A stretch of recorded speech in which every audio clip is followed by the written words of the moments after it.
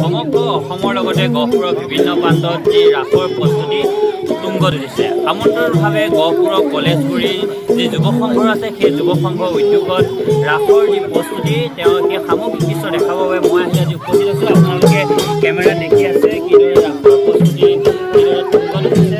আপোনালোকে তাৰ সামগ্ৰিক দৃশ্য দেখা পাই আছে আমাৰ কেমেৰাত।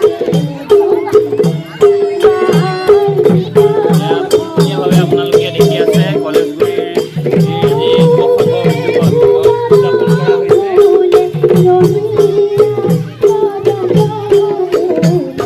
অহা কাতি মাহৰ ২৬ তাৰিখ অৰ্থাৎ ১৩ তাৰিখে আপোনালোকে ইয়াত অনুষ্ঠিত হোৱা যি ৰাস, সেই ৰাসৰ আপোনালোকে চাব পাৰিব।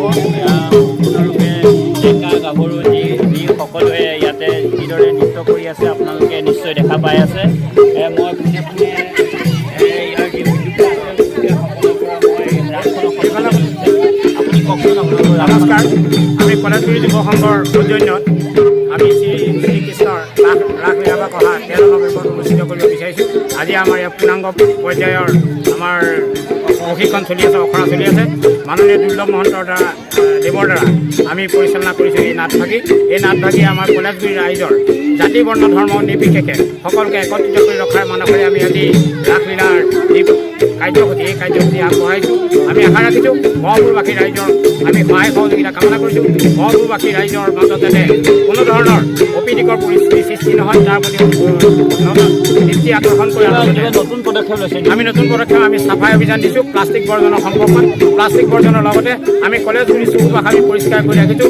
ৰাষ্ট্ৰীয় ঘাইপথৰ পৰা কলেজগুৰি গাঁৱৰ উন্নয়নৰ ক্ষেত্ৰত আমি যথেষ্ট অগ্ৰাধিকাৰ লৈ আমি যুৱ সংঘই কাম আগবঢ়াই নিয়াৰ ক্ষেত্ৰত প্ৰস্তুতি মানস কৰিছোঁ। নিশ্চয়কৈ মই আকৌ পুনৰবাৰ যি ইয়াৰ ৰাসৰ প্ৰস্তুতি আছে তাৰ মাজলৈ মই আপোনালোকক নিব বিচাৰিছোঁ।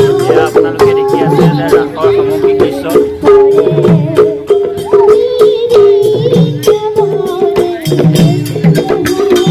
সামগ্ৰিক দৃশ্য আপোনালোকে দেখা পাই আছে কলেজগুৰি যুৱ সংঘৰ উদ্যোগত যি গহপুৰৰ ৰাস উদযাপনৰ কাৰণে এয়া প্ৰস্তুতি ইতিমধ্যে তুংগত উঠিছে। আপোনালোকে দেখিছে।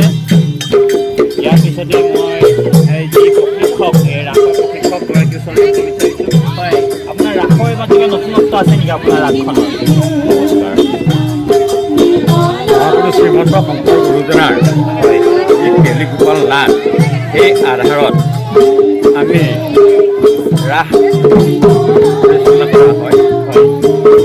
এই ৰাসৰ নতুনত্ব বুলি আচলতে আমাৰ দিব পৰা শক্তি নাই, কিন্তু তাতে যিখিনি সাংস্কৃতিক দিশৰ গুৰুজনাৰ নৃত্য ভংগী তাৰ আধাৰতে লৈ আমি ৰাসখন চৰ্চা কৰি আছোঁ আৰু সেই অধ্যয়নৰ যোগেদি আজি এই ৰাসখন চৰ্চা কৰা হৈছে।